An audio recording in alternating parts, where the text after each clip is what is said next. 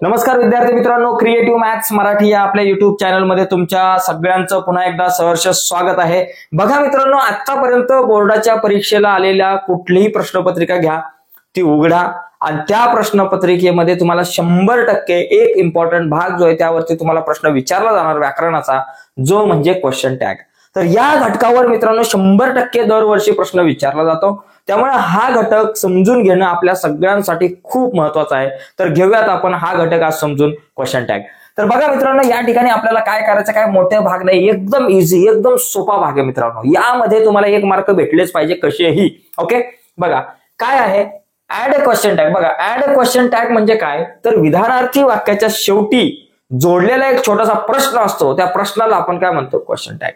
आता याच्यामध्ये एक नियम आहे, तो लक्षात घ्या की तो नियम म्हणजे काय, 2 नियम आहेत। एक तर होकारार्थी वाक्याचा ऍड अ क्वेश्चन टॅग हा नेहमी नकारार्थी होतो। होकारार्थी जर वाक्य असेल तर त्याचा टॅग कधीही नकारार्थी करायचा, हे लक्षात घ्या। आता इथं बघितलं आपण एक वाक्य, Ram is a good boy. Ram is a good boy. आता या वाक्यामध्ये नॉट आहे का बाबा? नॉट नाहीये, म्हणजे याच्यामध्ये नॉट नाहीये, म्हणजे हे वाक्य नकारार्थी नाहीये, होकारार्थी। आता याचा आपल्याला टॅग करताना नकारार्थी करायचा, मग त्यासाठी आपण काय करणार, पहिलं सगळं वाक्य लिहा, Ram is a good boy. बाबा चांगला पोरगा आहे, लिहिलं गुड बॉय। त्याच्यानंतर मी दिला कॉमा, गुड बॉय लिहिलं। त्याच्यानंतर दिला मी एक कॉमा, स्वल्पविराम। तो स्वल्पविराम दिल्यानंतर आता आपल्याला टॅग कसा करायचा आहे, नकारार्थी करायचा आहे। मग इथं इज आहे, मग त्या इजचं करायचं इजंट, नकारार्थी केला आपण इजंट। Okay, isn't. आणि त्याच्यानंतर जो राम आहे तर रामचा लिहायचा ही, शीता असतं तर शी लिहिलं असतं, इजंट ही। समजला? जास्त मोठा विषयच नाहीये, काय एव्हरेस्ट जाऊन झेंडा नाही लावायचा। Ram is a good boy, वाक्य जे आहे ते होकारार्थी होतं, टॅग नकारार्थी लागला, इजंट ही। आता दुसरा एक महत्वाचा नियम आहे, तो म्हणजे काय, नकारार्थी वाक्याचा ऍड अ क्वेश्चन टॅग होकारार्थी होतो। वाक्य जर का तुमचं नकारार्थी असेल, बघा Ram is not a good boy, म्हणजे नकारार्थी नॉट आला, Ram is not a good boy, good boy, Ram is not a good boy. अरे बाबा गुड असा काय लागलाय, गुड बॉय, राम हा गुड बॉय नाहीये, स्वल्पविराम दिला। आता मला काय करायचंय, इथं वाक्य नकारार्थी आहे, मग नकारार्थी जर वाक्य असेल तर त्याच्यातला हा जो इज नॉट आहे त्याच्यातला फक्त इजच घ्यायचा, नॉट लिहायचा नाही, आलं का लक्षात? मग टॅग इज ही असे येणार, इज ही, इज लिहिलं आणि त्याच्यानंतर राम आहे म्हणून ही, इज ही लिहिलं, विषय संपला। तर अशा प्रकारे हे 2 नियम समजून घेतल्याशिवाय आपल्याला आपली गाडी पुढे नेता येणार नाही। पहिली गोष्ट काय, जर तुमचं वाक्य होकारार्थी असेल तर टॅग नकारार्थी होतो, आणि वाक्य जर का नकारार्थी असेल, इज नॉट आहे, तर टॅग तुमचा होणार होकारार्थी। आणि शेवटी 100% प्रश्नचिन्ह तुम्ही दिलं पाहिजे, कंपल्सरी। प्रश्नचिन्ह जर नाही दिलं तर तुम्हाला मार्क मिळतील 0। ओके, ही गोष्ट लक्षात घ्या, ठीक आहे। याचा स्क्रीनशॉट घ्यायचा असेल तर घेऊ शकता। आता काही महत्वाचे वाक्य बघूयात, आणखी एक नियम आहे, तो सुद्धा खूप इम्पॉर्टंट आहे। बघा अजून काय नियम आहे बघा, लक्षात घ्या। आता सहाय्यकारी क्रियापद असल्यावर विषय संपतो बरं का, सहाय्यकारी क्रियापद असल्यावर मला काहीच प्रॉब्लेम नाही, परंतु सहाय्यकारी क्रियापद म्हणजे हेल्पिंग वर्बच नसेल वाक्यामध्ये, म्हणजे सहाय्यकारी क्रियापद असेल, इज असेल, वॉज असेल तर वॉजंट होतं, ओके, वेअर असेल तर बाबा आर असेल तर आरंट होईल, इज असेल तर इजंट होईल, आपल्याला माहिती आहे। परंतु हे कॅन असेल तर कांट होईल, पण हे जर सहाय्यकारी क्रियापदच नसेल तर मग काय करायचं बाबा? आता इथे बघा, Ram goes to school every day, या वाक्यामध्ये जर बघितलं तर काय सहाय्यकारी क्रियापद नाही, मग सहाय्यकारी क्रियापद नसेल तर मग काय करायचं? जर एखाद्या वाक्यात सहाय्यकारी क्रियापद नसेल तर काळानुसार डू किंवा डजचा वापर करायचा, डू किंवा डजचा वापर करायचा।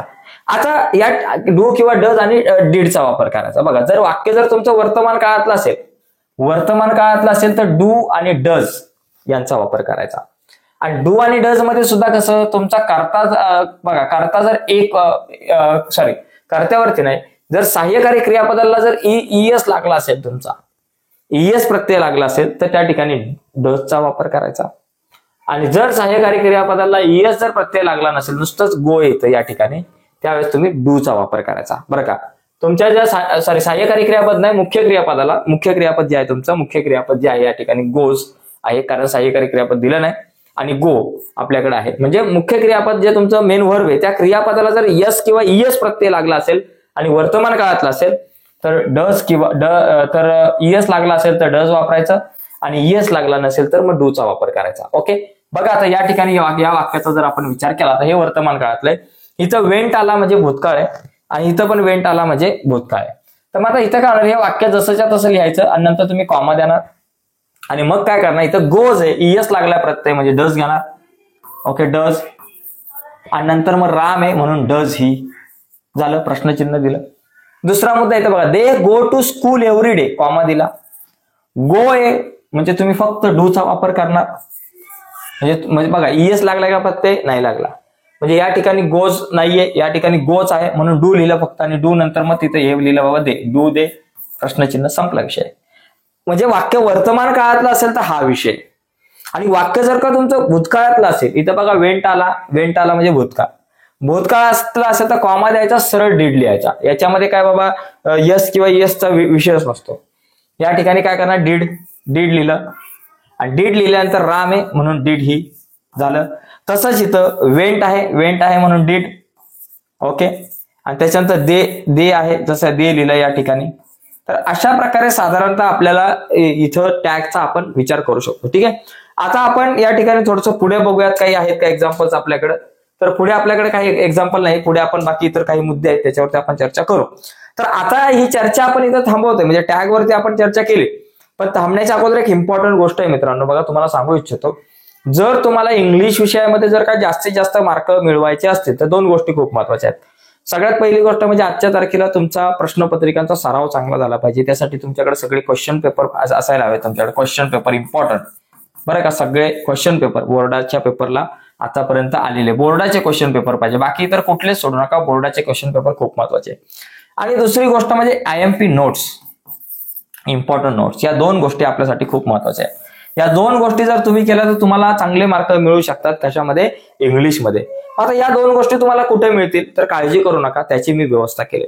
तुम्हाला इम्पॉर्टंट नोट्स पाहिजे आणि क्वेश्चन पेपर जर हवे असतील तर व्हिडिओच्या खाली डिस्क्रिप्शन मध्ये मी लिंक दिले, डिस्क्रिप्शन मध्ये पहिली लिंक दिली त्यावर क्लिक करून तुम्ही क्वेश्चन पेपर डाउनलोड करू शकताय आणि दुसरी लिंक दिली त्या लिंकवर क्लिक करून तुम्ही नोट्स डाउनलोड करू शकता. तर या दोन्ही लिंक्स खूप इम्पॉर्टंट आहे. तर तुम्ही व्हिडिओच्या खाली डिस्क्रिप्शन मध्ये जा आणि त्या दोन्ही लिंकवर क्लिक करून नोट्स आणि या सगळ्या गोष्टी ज्या आहेत त्या तुम्ही डाउनलोड करून घ्या. पण हे सगळं करण्याच्या अगोदर या चॅनलला सबस्क्राईब करा, कारण आज दिवसभरात खूप सारे इम्पॉर्टंट व्हिडिओज मी तुमच्यासाठी घेऊन येणार आहे. तर व्हिडिओच्या खाली डिस्क्रिप्शन मध्ये तुम्ही आधी या व्हिडिओला लाईक करा, नंतर चॅनल सबस्क्राईब करा आणि त्यानंतर या व्हिडिओच्या खाली डिस्क्रिप्शन मध्ये मी ज्या दोन इम्पॉर्टंट लिंक दिलेल्या आहेत त्या दोन्ही लिंकवरती क्लिक करा आणि त्या दोन्ही लिंकवरती क्लिक करून तुम्ही सगळ्या नोट्स आणि इम्पॉर्टंट प्रश्नपत्रिका ज्या आहेत त्या डाउनलोड करून घ्या, जेणेकरून तुम्हाला अभ्यासाला खूप उपयोगी पडतील. तर आजच्या या चर्चेमध्ये मित्रांनो आपण इथंच थांबूयात. नक्कीच तुम्हाला ही चर्चा खूप आवडली असेल. चर्चा आवडली असेल तर प्लीज या व्हिडिओला लाईक करा. नवीन असाल आपल्या युट्यूब चॅनलवर आणि अजूनपर्यंत तुम्ही आपला चॅनल सबस्क्राईब नसेल केला तर आत्ताच आपला चॅनल सबस्क्राईब करा.